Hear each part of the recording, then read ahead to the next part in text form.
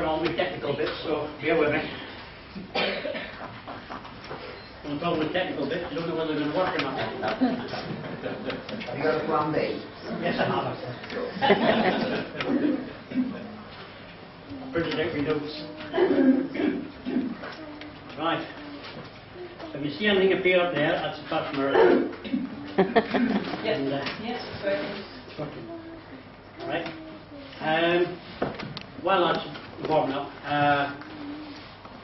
Usually, quite often, one of the biggest attacks we have as Christians is really people think science has got all the answers, and that's not quite true. Science doesn't have all the answers, but they almost, mainly the evolutionists, think that they can call upon science in order to attack religion. My wife got a message the other day. I don't know whether you noticed last week, but there's just seen a bit of light from the beginning of the Big Bang, and it came in the news and everybody was watching it, and somebody said to my wife, what happens to religion now? They've seen the light from the Big Bang. Unfortunately, they haven't seen the light from God, because he was there before the Big Bang and he introduced that light. So what they're seeing is actually something that God did, and hopefully as we go through we'll maybe develop that a little bit further. This is maybe going to be a little bit dry, a little bit boring, just to put you in the mood.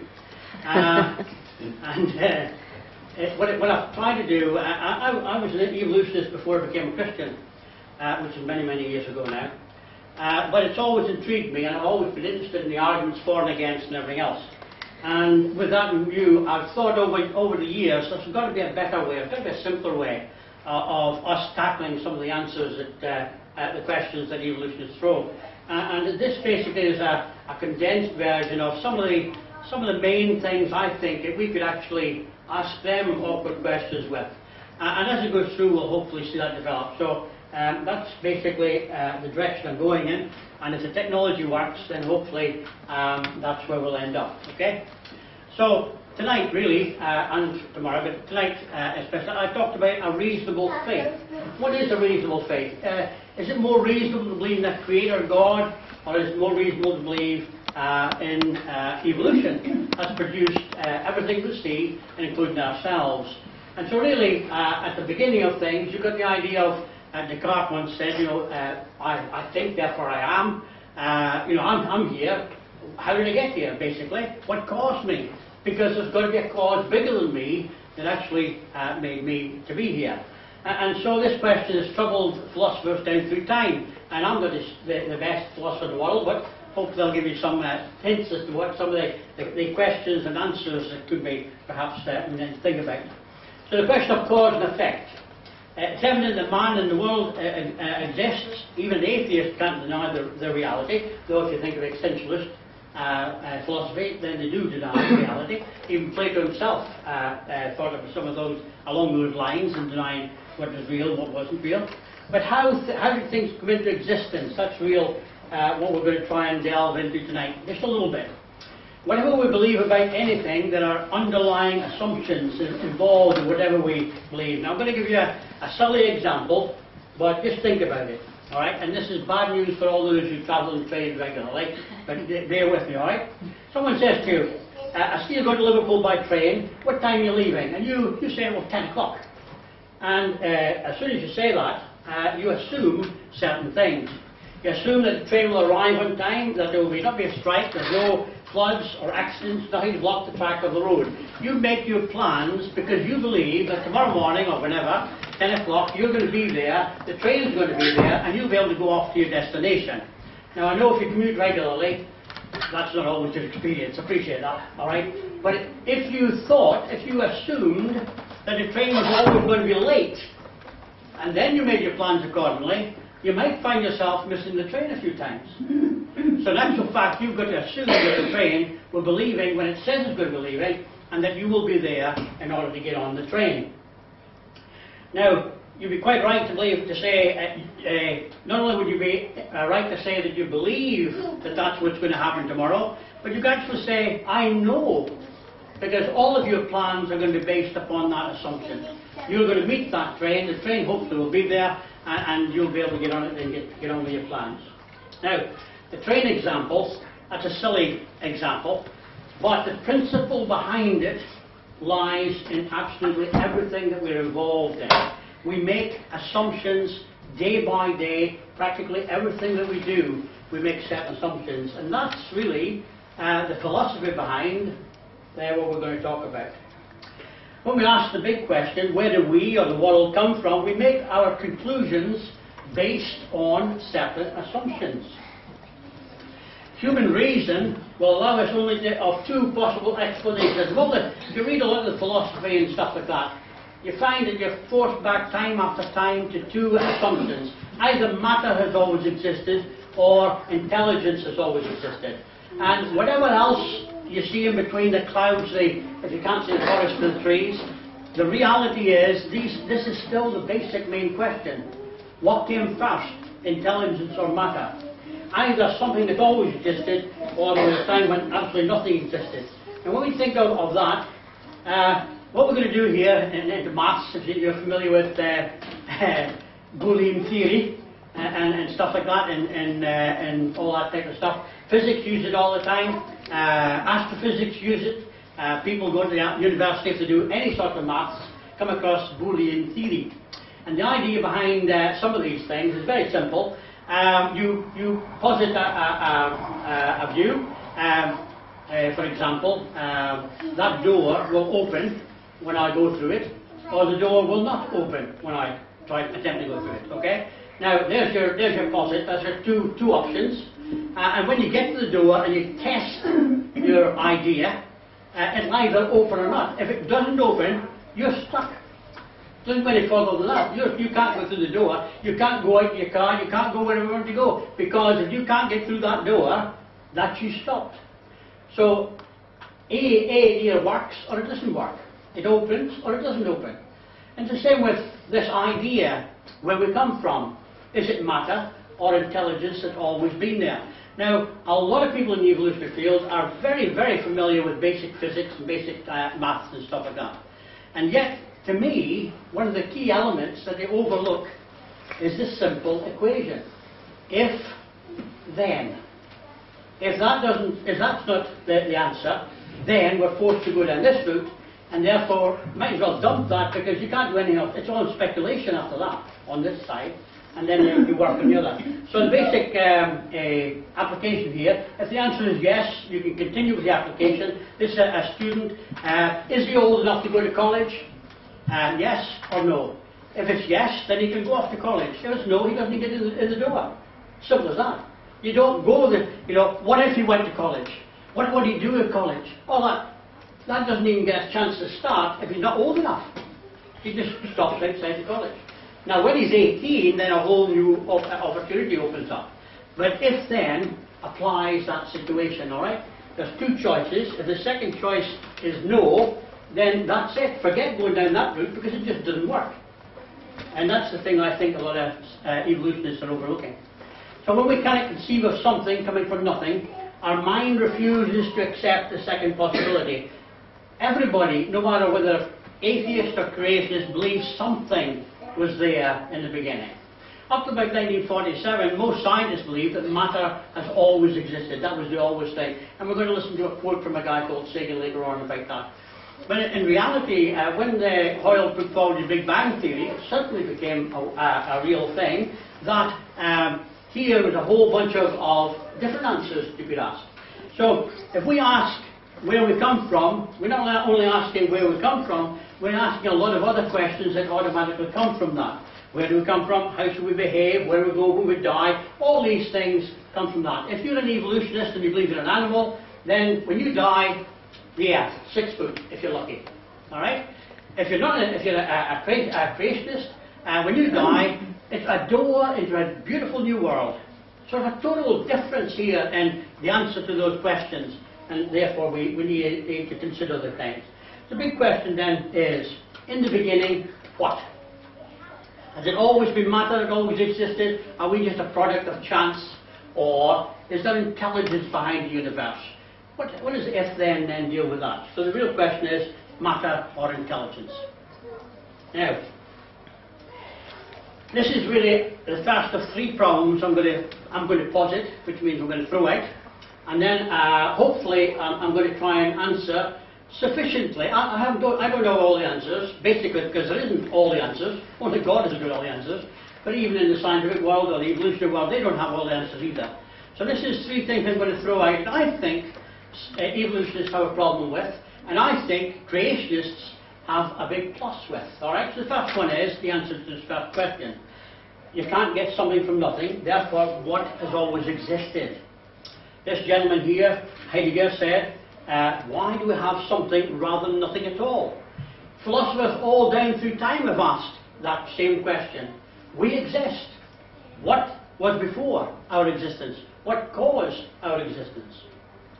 Now, to suppose that in the complete absence of cause and will, nothing became something, it's almost too preposterous for even to consider. Nobody in their right mind thinks that we just happened from nothing. And that's why evolutionists today are pushing for, let's go to Mars, there's the answer. A couple of years ago they said, let's go to the moon. That's got all the answers. What happened there? They've got more questions, so let's go further away. How about Mars? And now they're hoping to jump onto this comet fairly soon, because it's got all the answers. I can tell you now, it won't have.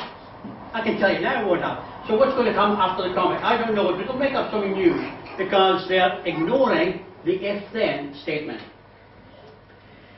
The question is, has matter always existed and has it been transformed into the present state by the process of organic evolution? So there's your basic question. Or is that which is eternal a mind, an intelligence, which we call God, who brought all things into being by his creative power? So in the beginning, something was there. In the so-called Big Bang theory or exploding universe theory, I'm talking about believing as in creationists, I've come as close as we're going to likely to get to the concept that the universe of space, time, matter, energy and motion was created out of nothing. And behind that, I'll explain, no, let it explain itself. They believe, and this is, grasp this, okay, this is kind of important a little bit.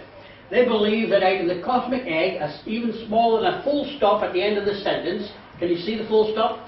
If you maybe you have your own glasses on, but there is a full stop at the end of that sentence. That's what they claim. It's actually smaller than that. From a full, something smaller than that full stop you can see up there, all the universes that we know about, every bit of matter we know about, you and I came from that point. The whole universe, they say, the whole universe came into being at some point in time, measured backwards by the speed of starlight, about 15 to 20 million years ago.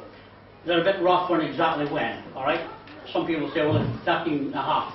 Some people say 15, some people say a bit more.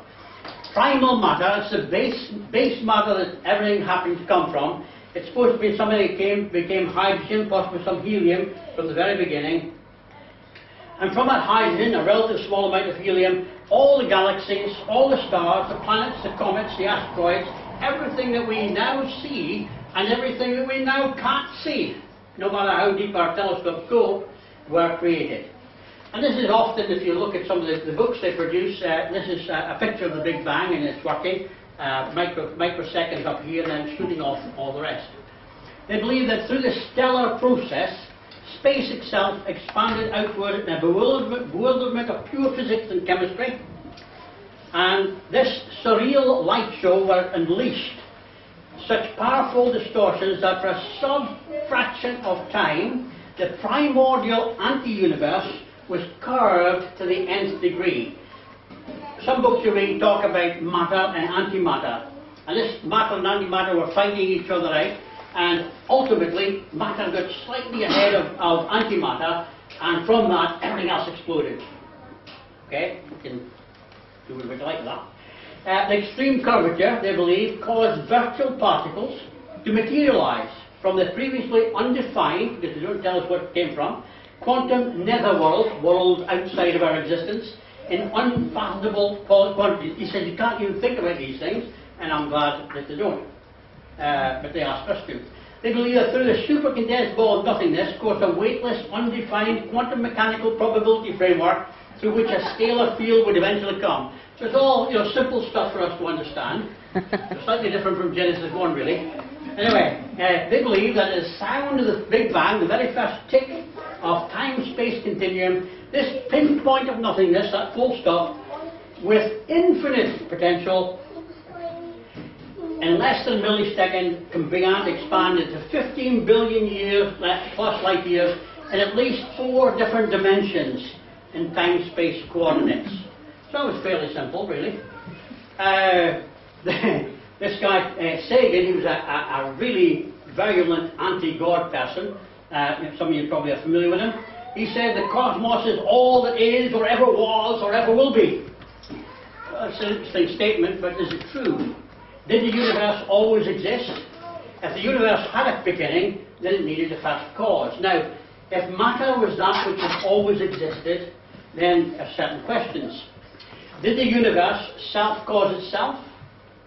Because for matter to self-cause itself, matter itself would have to not exist and exist at the same time. You can do with that what you like. Really, the idea of something existing and yet not existing at the same time just doesn't make sense in the laws of probability and every other laws. So there's a law called the law of non-contradiction. And really, this says that's just not true. Something always was. And matter couldn't not exist and exist at the same time. So just, science itself, the scientific laws itself, says that what evolutionists say about this just doesn't work. Which is interesting. This man says the second law of thermodynamics is probably the most powerful piece of legislation in the physical world. It ultimately describes every process we have ever discovered. It is the final court of appeal in any dispute relating to action and procedures, whether naturally generated or man-inspired. And it draws the conclusion that in our universe there is an overall reduction in order, a loss of available energy that is measured, and an increase in entropy. Fortunately tonight there's not many bald people here. Alright, but basically, if you're bald, you're seeing this second law in action. If you lose your eyesight, this is the second law in action. If you just had to fit new windows in your house, this is the second law in action. This second law deals with practically everything that we ever know, and it's a scientifically accepted law. It says everything is falling apart eventually. And that's an interesting concept. Because then, when you look at the next thing, it's beautiful here. If you ever go down to your local do-it-yourself and you stick a dynamite into it, obviously maybe you shape it a little bit so you know where it's going to blow, and you've got a nice plot of land to build a new house, the result is something like what we see here. When all the smoke clears, where's the smoke clearing? There we go. That's what happens. That's what evolutionists say happens. You start off with an explosion and you end up with something complex. The second law of thermodynamics says, you start with whatever you want to start with, but you certainly don't end up with something more complex. You end up with something falling apart. And instead of, if you left that house lying around 100 million years, you'd end up with a whole housing estate. No, if you come back in 5 million years' time, you'll end up with a piece of dust. Because that house, no matter how good looking it is, will ultimately fall apart. That's the second law. It's an accepted law. Every scientist, evolutionist or not evolutionist, accepts the second law. Evolutionists thought something from nothing and simple to complex goes against this basic accepted scientific law, the second law of thermodynamics. And so, when we talk about an evolutionist, we talk about this is what an evolutionist sometimes expresses, alright? And I know it's a little bit tricky to hold on to. Watch the screen, don't watch my lips, try and understand and follow it. It's a little bit complex, it's their words, not my words, that's the problem. What many fail to understand about the theory of evolution, spoken and written about by such an authoritative manner by many, is that it is not a scientific fact but a religious faith, a many varied system of belief about the origins of the universe. This faith changes from year to year on a regular basis, and new ideas are proposed and old ideas are rejected. I'm sorry, that's what I said. What did I say is coming next? Hopefully. So the question is, in the beginning what? Either matter or intelligence. Science says that in all the known laws, matter has a beginning and an end, useful to uselessness. The second law of thermodynamics. Therefore, the conclusion that science itself gives is that matter cannot be that which has always existed. Now, even the Big Bang people say that. It's only 15.5 billion years old. I don't know how to measure 1.5 billion years, but it's interesting. But even 15.5 billion years ago, that's a starting point, isn't it? That's not forever. That hasn't always existed. It's come into time at some point in time. And so, their own laws, proper scientific laws, say that evolution isn't a scientific fact. It's a theory, but not only is it a theory, it's a faith. People believe in evolution not because of the scientific facts. They ignore the scientific facts. They believe in evolution because of theory, religion. On the other hand, Christians believe there is intelligence behind the universe. It's too much design to be caused by chance. We believe in the beginning, whenever the beginning was, God created the heavens and earth. And that implies that God was there before the beginning, whatever the beginning was. Alright? Another passage, the heavens declare the glory of God, the firmament shows his handiwork. When I consider the heavens, the work of your fingers, the moon and stars which you have ordained, just mind-blowing. There's too much complexity in our world just to have happened by chance. We're going to see that idea come up time and time again. As you notice here, or you maybe haven't noticed, I have a couple of props, and if I get them up properly without blowing them, you may see something. I want you to, health and safety-wise, put on your glasses. Okay, just be careful of your eyes, alright? If this works, this should go somewhere, but I haven't a clue where it'll go. So, folded it over, so yeah, that's true. So, what I want you to do is watch. There's two of them, and I want you to see what difference there is between each one. Alright? Ah! This is we try and try out. Alright?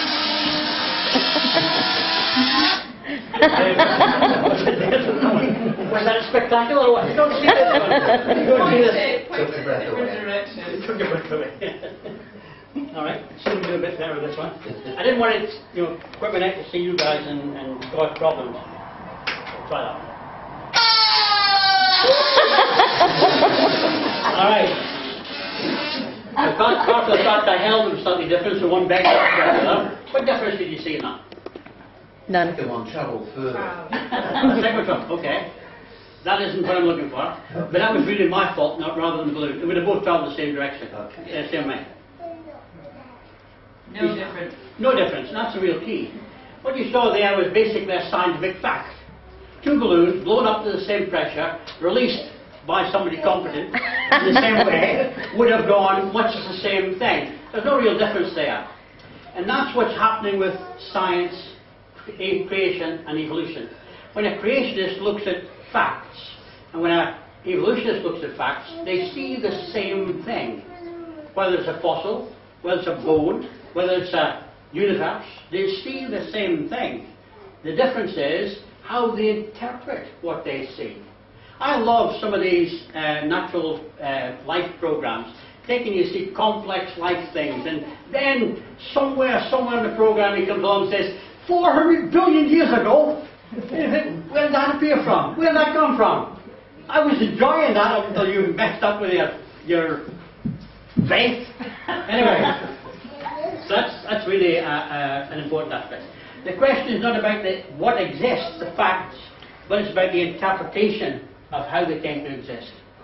So that's the first problem. Okay, one of three, and I'm working. Second problem, you can't get blood out of a stone. Now, if you were married to me, I'm a Scotsman, alright? I've got specially lengthened pockets. There's a reason for that. I'm a Scotsman, see? You can't get blood out of a stone. And in reality, often, if you're poor and you go to the fridge looking for your evening meal, quite often there's nothing in there. So what are you going to make that night? Not a lot. You can't make much from nothing. If you go to the bank and say, I'm just going to draw out £500, and the bank manager says, well, you only got £5 in there. What are you going to get? You're not going to get anything because you haven't got it in there. It's a law. You can't get something from nothing. And we're going to look at this second law because the if-then statement really starts off, is there matter or is there intelligence behind the universe? And basically it comes down and says, matter is that point in time of beginning, therefore it couldn't have been that which has always existed, therefore you should dump that, because it doesn't go any further. You are then forced over to the second side of the Boolean chart, and it says intelligence. It seems more like intelligence has always existed. And so therefore everything should flow out from that. That's not what they do. They ignore the evidence, and then they move on to the second question. So having said, all right, intelligence might have been there at the beginning to start everything off, we'll move on to the second thing. If they believe matter has always existed, how do you get life out of matter? That's a good question. Either life came from non-life, or intelligence created life. Now here's your second Boolean if-then statement. All right? Either it's credible, it's reasonable to believe that life came from no life. Pick up a rock, look at it, and say, if I leave you lying around for 500 million years, you will turn into a living thing? I don't think so.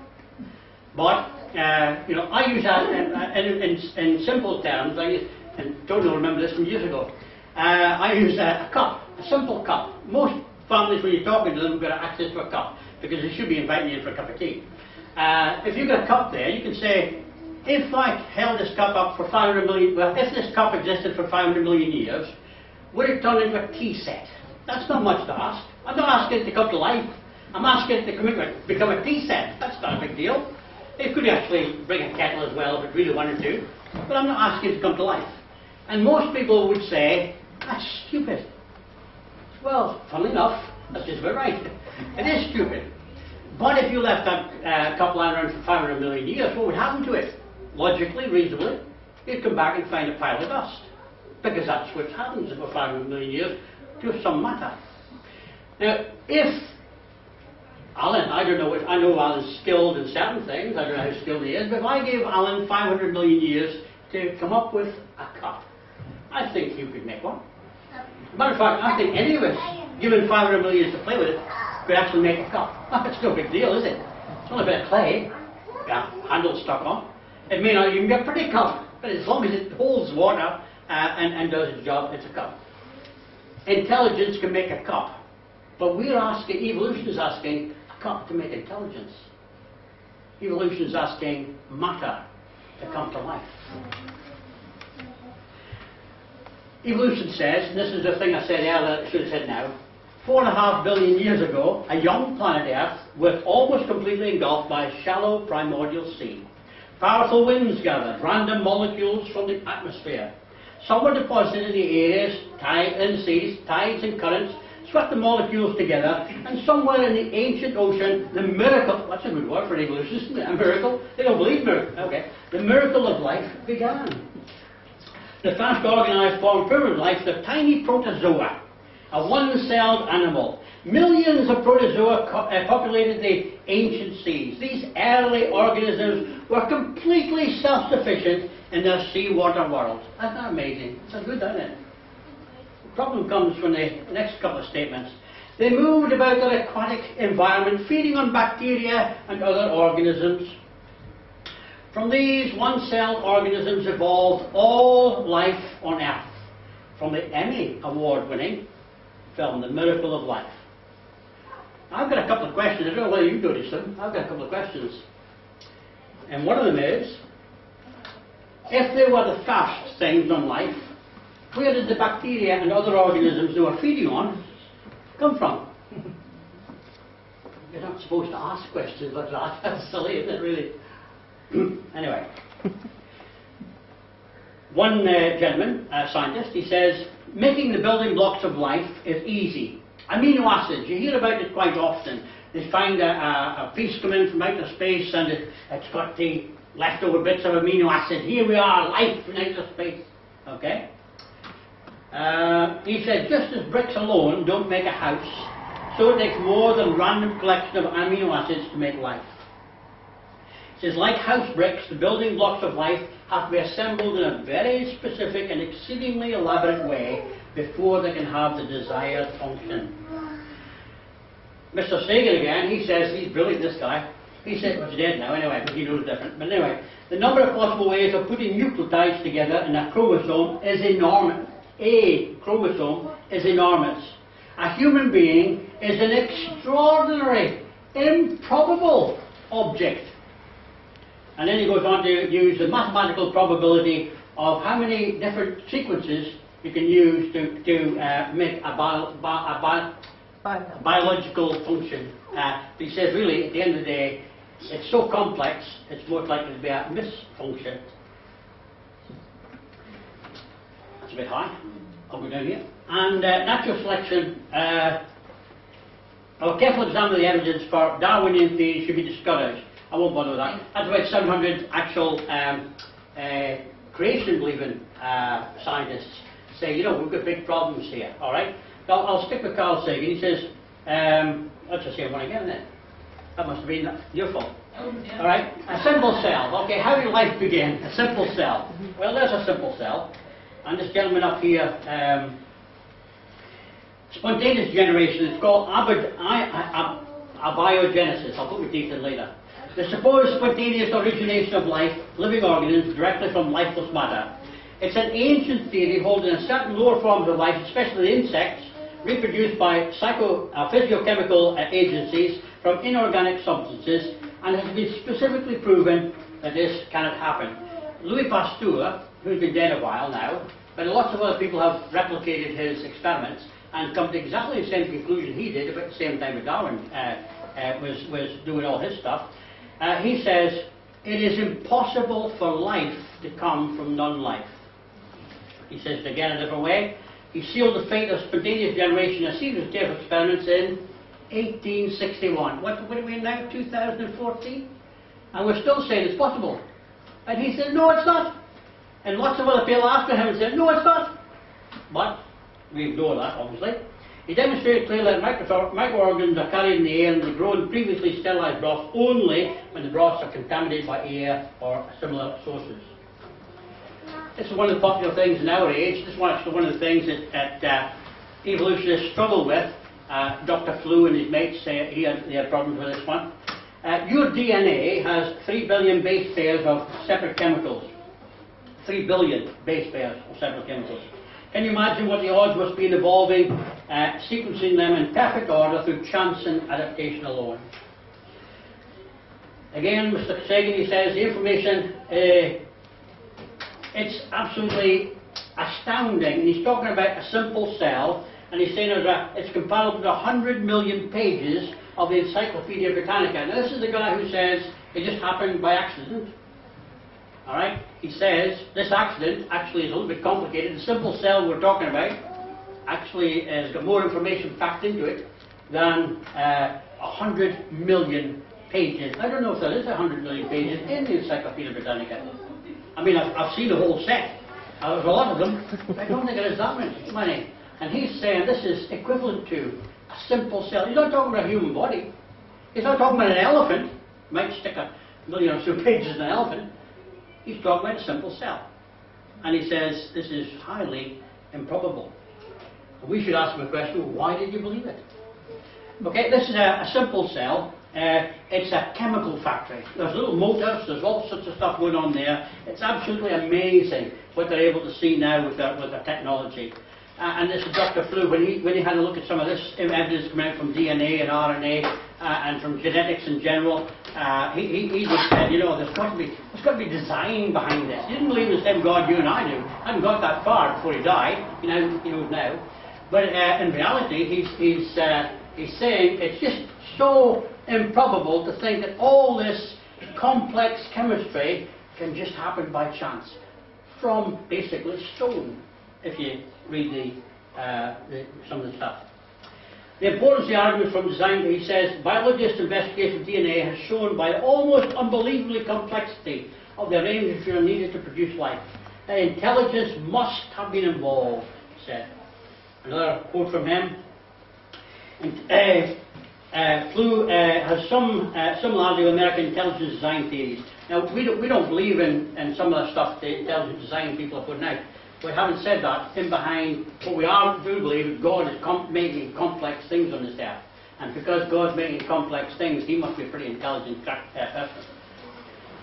In a simple cell, in simple anything, you have to have ingestion, digestion, conversion to energy, excretion of waste, respiration, reproduction, circulation, growth, sight, locomotion, regulation, response to stimuli. obviously it doesn't apply to everything, but it's covered a good bit of the human and insect and animal population. We all need to eat, we all need to go to the toilet and all that type of stuff. It's a complex thing. A cell would not really be alive or survive unless all the life functions became operable at once. Now, we've got a doctor here, at least one doctor I know of, and he might correct me if I'm wrong in this, but I believe when a baby is born, one thing switches off and one thing switches on. In the sense of when you cut the umbilical cord in a baby, it goes from a life supporting on its mother to its own life support system. Well, it'd be interesting if you could cut it off from its mother and not start up. How many years, millions of years would you need to figure out if you cut it off from its mother, it needs to start in its own system? You don't get that long, do you? That's true. This has happened the other way around. If it kept to its mother, then it probably could survive fairly well. But obviously, poor old mum would be having to take a disco with her, you know, and all that type of stuff. Mum, I'm going to university. You're coming. Thanks a lot. So there's this thing. It only happens once. How many million years do you get to evolve that? How many chances do you get? It either works or it doesn't work. And that's the thing that seems to be missing from some of the other stuff. There's only two possibilities as to how life arose. One is spontaneous generation arising from evolution. The other is a supernatural creative act of God. There is no third possibility. Spontaneous generation life arose from non-living matter was scientifically disproved at least 120 years ago by Pasteur and others. That leaves us with only one possible conclusion. Life arose as a creative act of God. And I will not accept that philosophically because I do not want to believe in God. Therefore I choose to believe in that which I know is scientifically impossible. Well, that's a good statement from an evolutionist, isn't it? Alright, let me read that again. That leaves us with only one possible conclusion. Life arose as a creative act of God. Our only one conclusion, he says. But then he says, I don't accept that conclusion because I don't believe in God. Therefore, I choose to believe in that which I know is scientifically impossible. Now, is that science or is that faith? Okay. He's no Nobel Prize winner.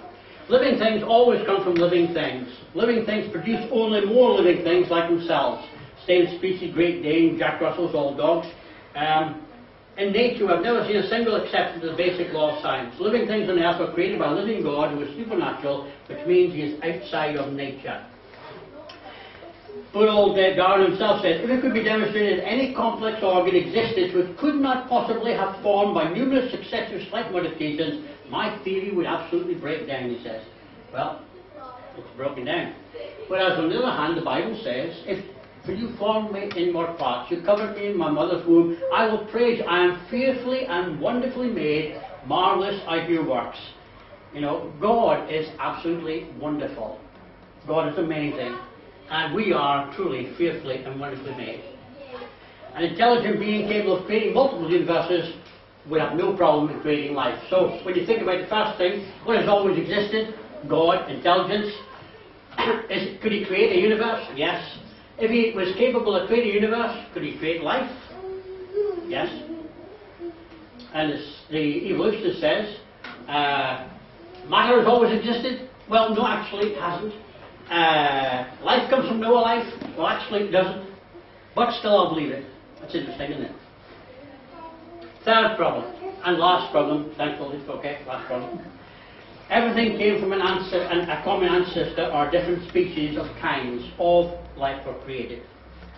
When Darwin came to the Galapagos in Ireland, he saw many different types of finch. He saw ones with long beaks, short beaks, fat beaks, and all that other stuff. Different colours. He thought, wow, isn't it amazing, all this different variety. This led him to develop the evolutionary theory that over time species must be able to change from one to another. He noted he didn't find any elephants on the Galapagos Islands. No finch had turned into an elephant. Right?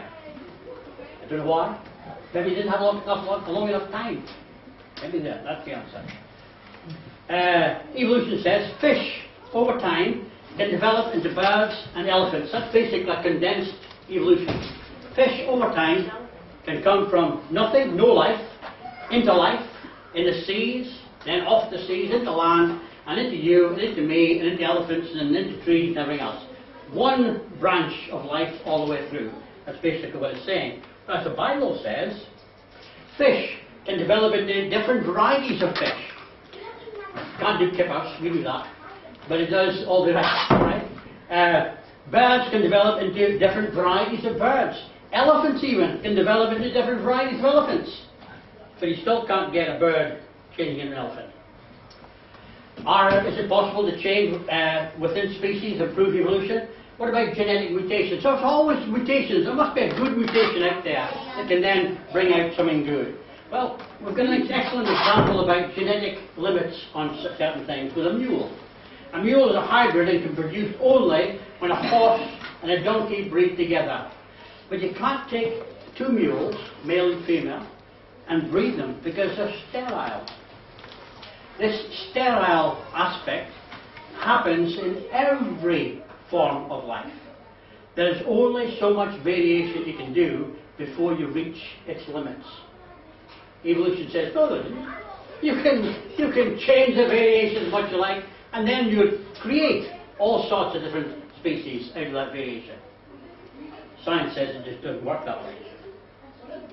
Many experiments are done with fruit flies because of the fast reproduction life cycle. What happened? Two things. One, the mutant flies either died over a period of generations, or they came back to the original normal conditions. They couldn't be changed. They were frozen, they were steamed, they were blinded by light and darkness, they were fried with X-rays, and they still remained flies. Alright? Now this guy's trying hard. The first person who really did this was Mendel in his genetic law. He really struggled to try and break out of one species or another, and his conclusion was, it can't be done. Now many modern scientists have duplicated his work, replicated and duplicated his work, and they've all come to the same conclusion. And you know, you can make as many, you can have a two-headed fly, a five-winged fly, a four-winged fly, a horsefly. I'm just saying a horsefly. But you can do all these different variations, but you can't get a fly turning into an elephant. That's just simple. Doesn't do that. And so they're stuck. The potential for change is limited. Mutations are rare, usually random, and usually harmful. Premature death and sterility are the typical results. Here we have what we believe in. We believe that you can take a wolf, if you go back in time, a couple of thousand years, and you can breed it into all sorts of different things. Breed it for going down a rabbit hole, breed it for chasing deer, you can do all sorts of stuff. So you end up with a Great Dane, and you end up with a Jack Russell, or even some of these weird things that are walking around with under their arms now, and some even smaller than Jack Russell. You can all, but what have they all in common? What have they all in common? They're all dogs. You don't see them turn into lions. Don't even see them turn into cats. There's a limit to what it can change into. There's a limit to the diversity within the species. And we believe in that. Christians do not believe in the evolution of one species into another species, like a lion turned into an elephant, or a dog turned into a cat. But we do believe in the example of variations within a species. You can breed variations as far apart as a Jack Russell and a Great Dane. In fact, it was a proven fact of science. We see it every day in the varieties of dogs, different kinds of bills and finches, etc. Genesis 1 verse 21 says, God created the varieties, God created great sea monsters and all the creatures that glide and teem in the waters in their own species. The winged birds in their own species. And God said, that looks good to me. An intelligent being capable of creating multiple universes, capable of creating life upon Earth, would have absolutely no problem with creating a bunch of different species of different kinds. It's amazing, but it's really true. Okay? I'm winding up now, make me thankful for that. Real questions at the end of the day. What came first, matter or intelligence? Whatever you answer to this automatically eliminates the other, because you can't get something from nothing. Something has always existed. Is it more reasonable to believe there was just matter that always existed? Even recognized science to a degree today recognizes that's not true. Matter has a beginning, and therefore it automatically cuts out the idea of matter. How did life come into existence? Evolution says chemicals give rise to simple cell amoeba. Problem, there's no such thing as a simple cell. Even the simplest cell is a complex chemical factory which requires an intelligent designer because of the design. And at the end of the day, everybody knows you can't get blood out of a stone or milk from a Scotsman. Is that right? Where did all life's diversity come from? That's the third element. No matter how many different types of dog we can breed, there still remain in the dog family. You will never see in nature a dog turning into an elephant either now or in the past.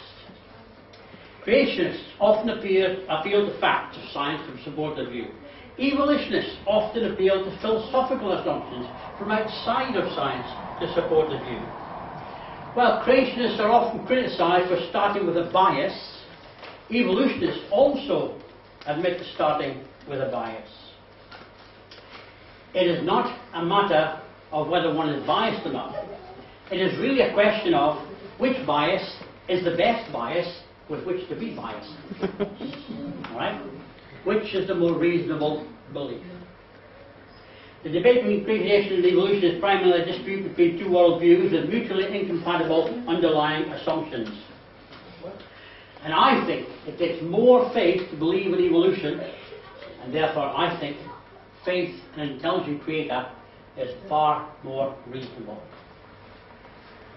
I believe in an intelligent creator who made the world, who made man in the world, and when man went badly wrong and messed things up, I believe that creator stepped into the world to pay the price for my sin and to bring me hope and the opportunity of eternal life. We need to die with Jesus. We need to believe in Jesus. We need to die with Jesus. We need to be buried with him in baptism, to rise, to walk in newness of life. So, what do you think? A reasonable faith in the Creator and His creation is what I believe. So it's up to you. Right.